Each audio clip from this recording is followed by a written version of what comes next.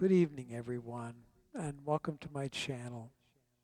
Thank you all for stopping by to listen tonight, as well as for those of you who come by frequently to listen. I deeply appreciate your listening in, your support. Appreciate those of you who provide feedback and thoughts and ideas about my music on the comment area in YouTube. And it has been really wonderful to get to know many of you online. So thank you so much. I've gotten a number of requests, both at YouTube and off YouTube, about how do I create what I do? How do I do improvisation? And so, over the last couple of months, I've been thinking about, well, how would I go about sharing that with the portion of my audience that might be interested in learning more about improvisation? And so at first I'm thinking, I don't know what I do. I just sit down and do it. But I realize there is a process, and it has evolved and matured over the last couple years. I've been playing this configuration now for about 2+ years. And I can share with some of those of you who want to learn how to do improvisation better on synthesizers. I can share with you a little bit of my journey and how I've gotten to what I do today. So tonight is about kind of a starting video to kind of do some introductions of my keyboards, some of the sounds that I select, and just go through a high-level overview of the process I use and why. Why did I select these keyboards? What do each one of them do very well? And then probably at the end of discussing this, I'm going to pick a chord progression and kind of talk about, well, how do I take a chord progression and I expand it to an improvisation? I'm going to start very simple, and then I'm going to get more complicated and more complicated so that you kind of understand how to build the building blocks of of an interesting improvisational composition. So to start off with, I'll just kind of go through a little bit of my instruments. These two instruments right here are the Moog Matriarch and the Moog Grandmother. These are both analog instruments. The Grandmother has a two oscillator. It's a two oscillator system, and it only plays one note at a time. So each note has two oscillators that it can actuate to get the sound. With two oscillators, you can make some fairly interesting, rich sounds in an analog synth like this. The Matriarch is more sophisticated, and it's got four oscillators, or four different tones it can make at the same time. But I can also divide those tones into four unique notes, not just one note, but four notes. So I can create chords as opposed to notes. I can create chords on the Matriarch. Both these instruments are analog, and analog synths produce sounds different than digital synths. They truly have oscillators in them that are analog, and they are moving up and down with the signal, and then you're creating waveforms and filtering around them to create the sounds in an analog synth. Over here I've got my two Korg keyboards, and the top one is an analog synth with a digital layer in it. This is the Korg Prolog 16. So these three instruments right here are my three analog synths, and then the other three keyboards are digital synths that can simulate an analog synthesizer, but they synthesize it using digital techniques. So the Korg Prolog, this is a four-voice device synthesizer. This is a 16-voice synthesizer. So I can play up to 16 notes at a time analog out of this one. So I can play some pretty rich chords. Then down in these three keyboards, the digitals, they have a lot more what's called polyphony. They can play many more notes at the same time because it's a digital synth. And so it's creating the tones and multiple of those tones using a digital CPU. Now, these two, the Korg Kronos, which is the big keyboard that I play, this is like the master keyboard. It's a digital audio workstation. It's been around for, 12, 15 years. It is the grandfather of the Korg workstations, and it still is at this point. It's been updated to the Nautilus, but they kind of reduced the complexity. The most complicated is this Korg Kronos, and I will tell you, the menus and the richness of this is only equal to the complexity of it, trying to make it play the way you want it to, because it's just got so much variety and capability. I would say that the same thing on the Roland Phantom 7, which is another digital audio workstation master keyboard. Both these together are my primary keyboards when I'm playing ensembles and rich chords and so forth. The upper keyboard here is a Jupiter X, which is Roland's composite synth that has integrated a whole slew of the older Roland analog and digital synthesizer models, and all those models have been recreated in this digital synth. So it's got a lot of variety and flexibility. Of all these instruments, this is probably the one I have touched the least, but I'm the most intrigued at. And so anyway, with all these synths, the beauty of having 6 keyboards is just like a pipe organ, which is where I come from. I'm a classical pipe organist for 20 years in my early days, and that has really helped inform how I play synthesizers. Because in a pipe organ, you can have 2 manuals, 3 manuals, 4, 5. Some of them may have even 6 or 7. And then you got the pedal board as well. So there's feet playing and hands playing. I happen to have a pedal board down here, and that pedal board is connected right now to the grandmother, so I can play with my feet, but I usually elect to play I use my feet for the sustain pedals and so forth, and that's how I kind of get my bass. But I can use those pedals when I think about it. So when I sit down at night, each one of these instruments has so much variety in it. And I probably know maybe 50 to 200 or 300 sounds in each one of these instruments. The challenge is remembering what I know was in here and getting familiar, because they come stock with, hundreds and hundreds of sounds and then variations in the thousands, millions. And so that the challenge is to kind of partition these, put together these screens of different sounds and combinations so that I know how to get to them again. Because over 2 years, I've created quite a diversity of sounds that I might use, and then I forget about a sound for a couple months, and all of a sudden I play it because I'm just playing around, and I hit it by mistake. Oh, I remember that now.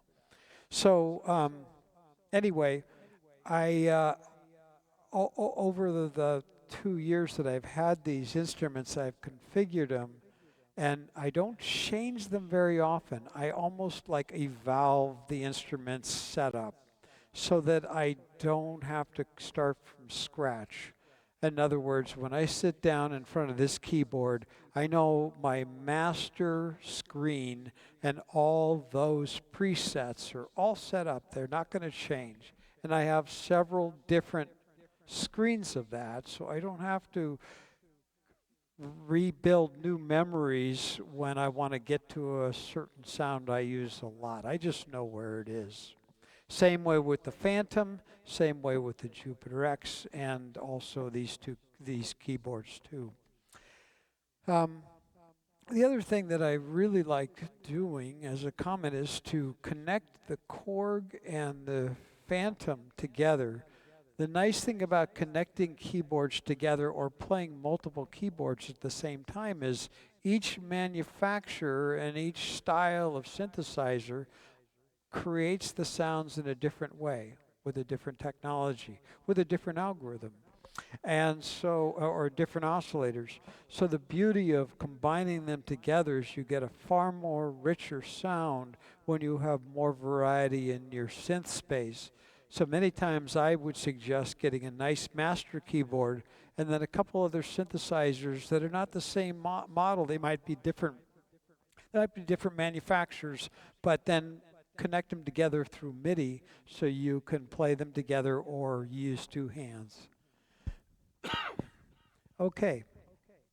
Then the next thing I do is when I sit down, I think about what it is that I feel like playing that night.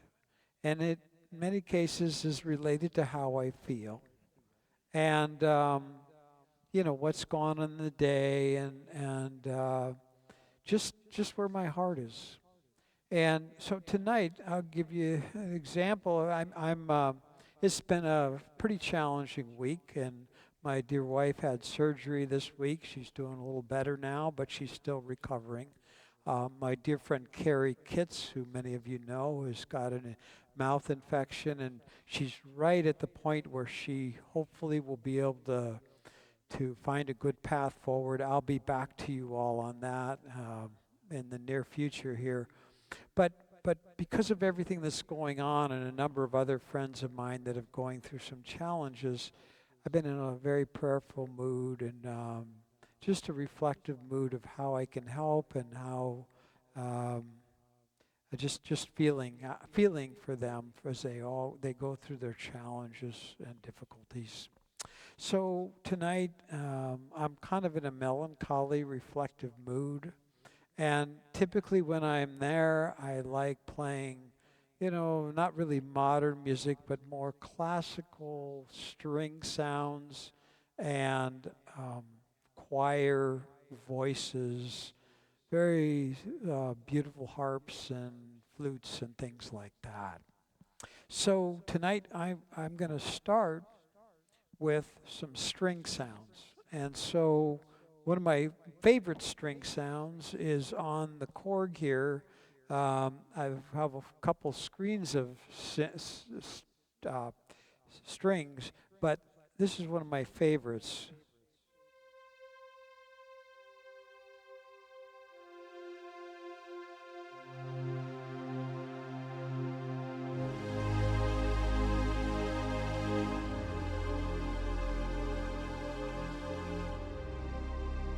So right now I'm just playing the Korg analog strings.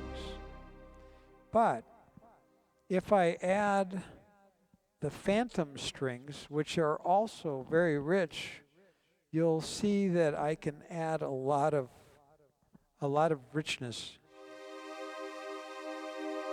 That's full with the Phantom playing and the Korg. That's just the Korg. The Phantom is set a little higher in terms of its volume. So I try to find a place where I can hear both of them. Now I've got both these playing at the same time. The richness of playing a Korg set of tones and the Phantom is, again, they're constructed in different ways, so together they add like a richer sound. So I'm gonna do some strings, and then I'm feeling kind of melancholy, so I wanna have maybe a counterpoint to the strings as kind of flutes, and flutes can be, there's flutes on these keyboards, but there's also kind of like an organ pipe that's a flute, and that's like, this is more of a pipe organ.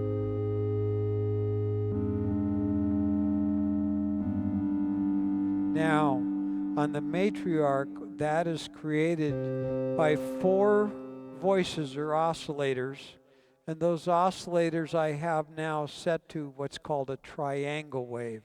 And a triangle wave is a very simple waveform in a synthesizer, and it creates a very, very pure tone. It's almost as pure as a sine wave, but not completely. So it has some overtones because it does have like a sharp triangle formation there. So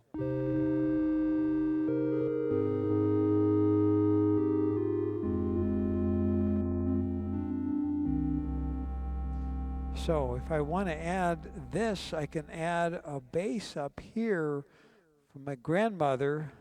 So then I can play 2 keyboards.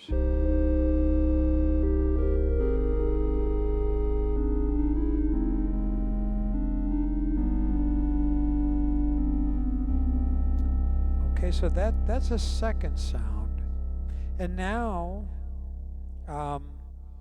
I think I'm going to go ahead and add something up here, which is like an arpeggiation. And so I've got an arp plus a pad, an arp, so when I play,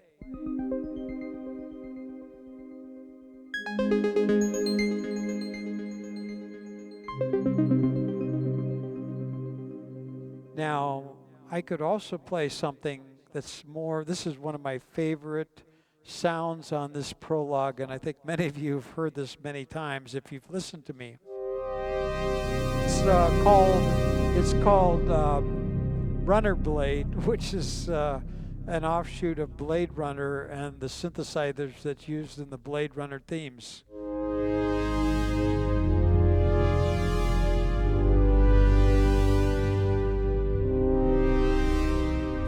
But instead, what I'm going to do is I'm going to go back to the arpeggiation.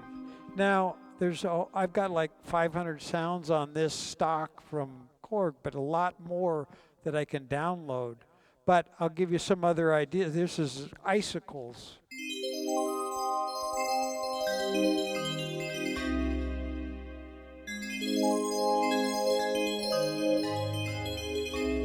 And then this is a sparkle.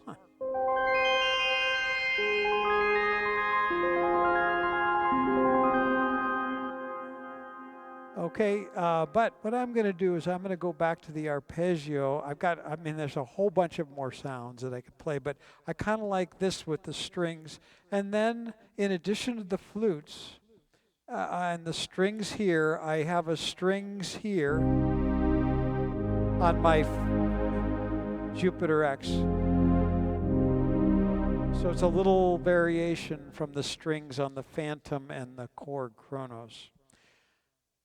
The other thing I'll add is that, when I sit down and I want to play something very meditative and reflective and kind of very emotional, I like switching between analog strings and like voices, because the choirs on these could be really beautiful.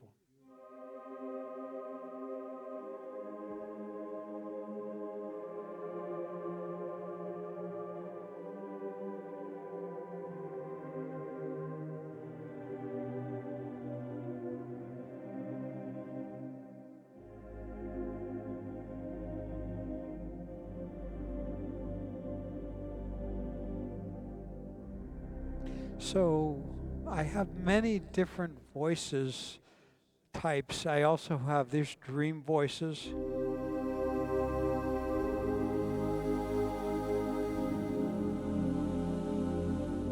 Here's a little more brighter voice.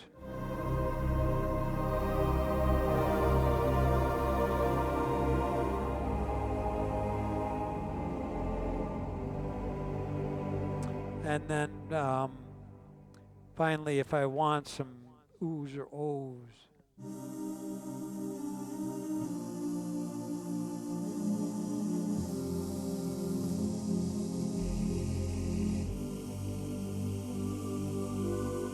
Okay, so I'm going to go back to the strings to begin with. And so now you can tell I've been playing in a minor key as opposed to that's a C minor. It's one of my favorite chords and favorite keys to play in. I also love A minor. But they're all just relative to each other. The beauty about improvisation is that once a musician knows the chord progressions in a particular key structure, a particular key, all of a sudden you have a lot of flexibility to be able to come up with what's next, because you know what chord fits with what other chord. And the beauty of that is it allows you just to be extemporaneous in the moment and go where you feel the flow and the emotion of the music is taking you. And that's pretty much what I do. I sit down and I might, before I actually turn the recording on, I might just sit down and play for 20, 30 minutes just to kind of get a feel for where am I at, because sometimes I don't know. And I might play around with some sounds. I might find some unique variations on the main sounds so I have some variety within the improvisation. If I decide to play drums, I'll set up a drum machine, one or two. What do I want to do for a pattern for the drums? There's also a pattern drummer system in here in the Kronos. It's using what's called Karma technology, which is a very sophisticated early AI system for generating rhythms and so forth. And other than that,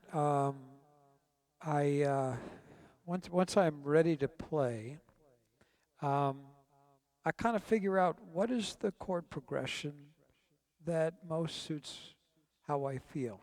And a chord progression is just a sequence of chords.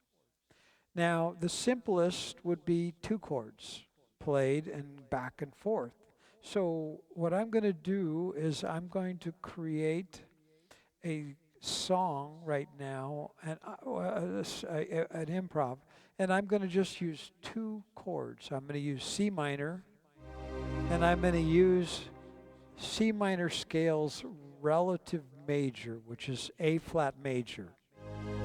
Every chord, every key system has a relative. If you have a minor, you have a relative major, and vice versa. So I've got, this is C minor.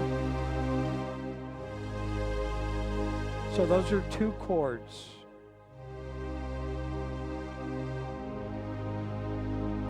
Now, that can get pretty boring just playing 2 chords, but I can also add inversions of the chords. That can add some variety, and that would be like if I'm playing if I'm playing A flat, I can play A flat like this, or this. So I have 3 inversions I can play for these chords, basic inversions, and so I can change the C minor. So there's just a very simple way to add some variety, is to just play chord inversions. So if I decided to just use those 2 chords to play, then I can just use those 2 chords, play it with inversions, and then incorporate some different sounds, some different timbres, so that I got variety musically, as well as I have some variety from a tonal standpoint. So let me just play the simplest improv, which would be the C minor to A major to C minor to A major. I'm going to add more chords soon, and soon we'll be up to 5 or 6. But right now, I'm just going to stick with 2.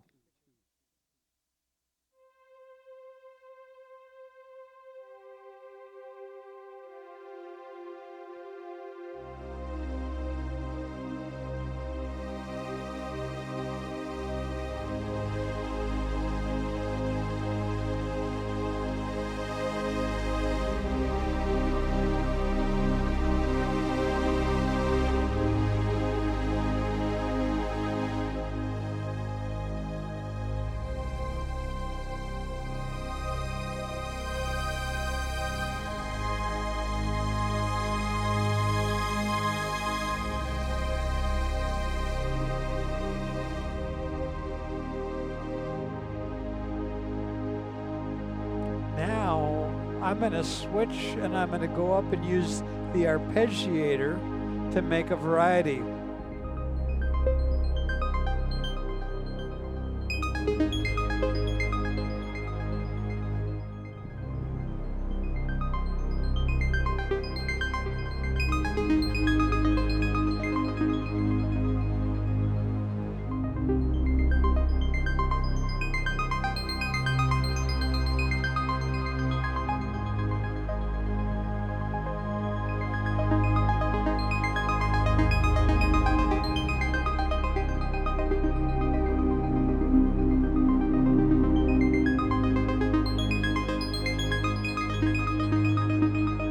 Now I'm going to switch both keyboards here to voice to choir.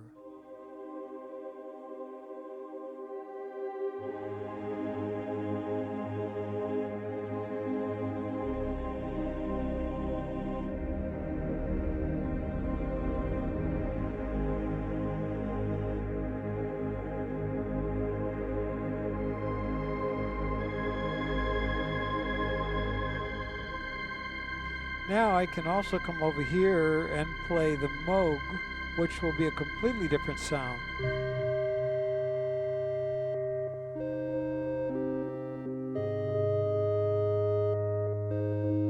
Now, instead of just playing the notes of those two keys, those two, oops, hold on just a second. Gotta shut my... When I'm playing the notes, I'm going to do some runs up here, so it's kind of have some connecting notes to play between the two chords, which are C minor. Now, instead of just going straight to A flat major, I'm going to play a B flat, which is in between them. You hear that? It's just a B flat, C minor, B flat, A major. Now, if I do that in another way, I could play the C minor scale, and then the third chord I could play as the B flat chord, major. So that's different, and it's the major chord between the C minor and its relative major, A major, and then the B flat major.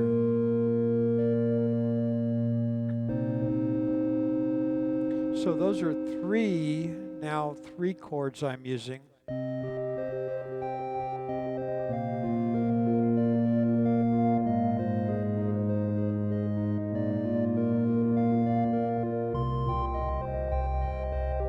All I'm doing here is playing the chords one note at a time.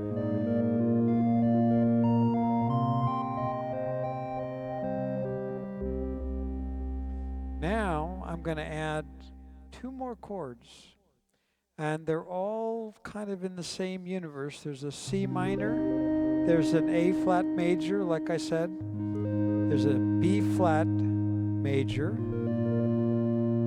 Now I'm going to add an F minor.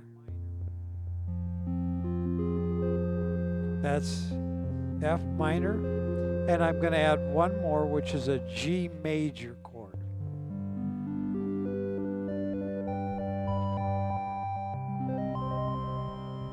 So I have a C minor, I've got an A flat major, I've got a B flat major,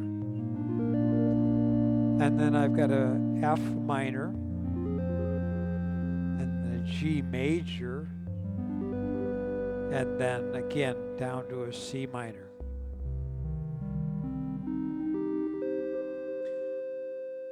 So with those 5 chords and some inversions, the way I play the chords, and then playing the notes individually within those chords instead of the full chord together, I can get so many variations in that simple harmonic structure to keep the audience going for a little while, especially if I add the variety of different sounds I've got. So I'm going to go back here and I'm going to start with my strings. And I've got everything else set up. This is the arpeggio and this is the flute.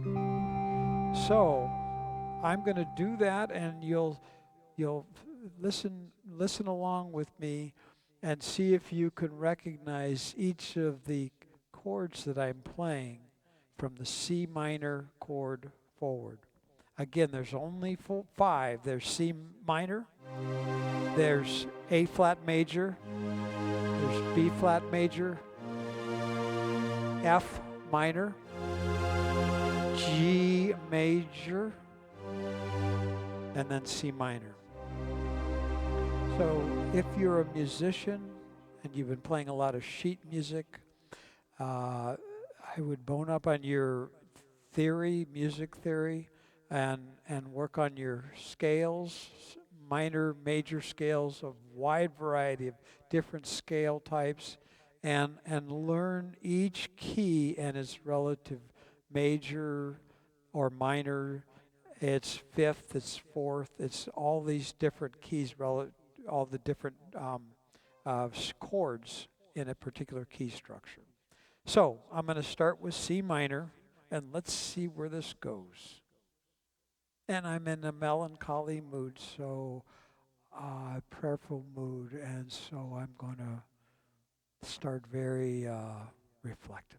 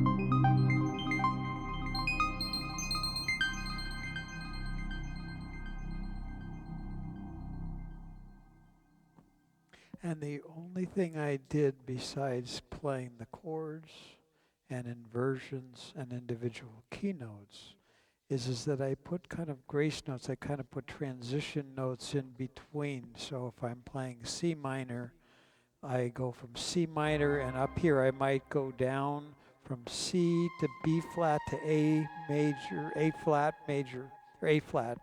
So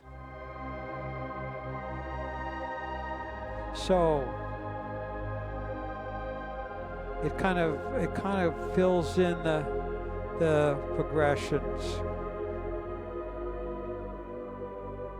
So notes around the main chord. So if you play around and hear what sounds good, sometimes it's better than just trying to figure it out logically, because what I find in improvisation is if I'm trying to think about what chord I want to play next, it gets into my logical brain and I'm not as smooth.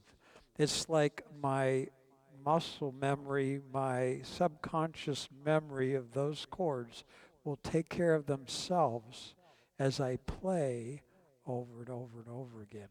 The more I play, the more different variations I make, the more things I try out, the more my muscle memory and my subconscious area of where I can expand to becomes comfortable for me. I am able to play different harmonies and substitute some of the progressions that I play with other progressions to make it unique. So you'll notice when I played those 5 chords, I didn't play the same progression each time. I changed, I even inverted how I played the chords, because I could play C minor to A flat major to F sharp, F minor to G major, but I could also play C minor to G major to F minor to C minor, and then back to G major to C minor, A flat, B flat major, and then to C again. So the beauty is, if you're sitting down with multiple keyboards or even one in a piano, what I would recommend if you're interested in just starting to become more and more of an improvisational player at the keyboards, and you haven't done it for a while, you've just been playing sheet music, to really go pick a couple chords that sound good together and then augment that with other chords and just grow your improvisation simple to complex. So that's with a C minor scale. Now, I'm going to change this completely, and I'm going to do a piano on both these instruments, and I'm going to use the same chord structures and progressions, or different keys, but I'm going to play with a piano style, which gives me more variety.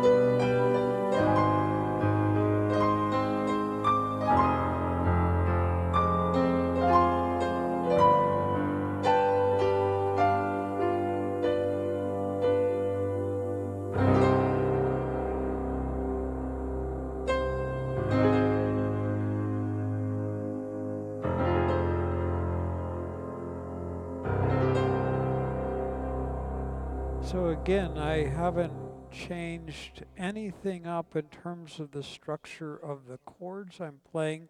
I can invert them in it, but the same 5 chords are being played in a very different style, piano style. Um, Now I can also turn around and I can go into kind of an electric piano, a very, very different sound. It's similar to piano, but it's played different again.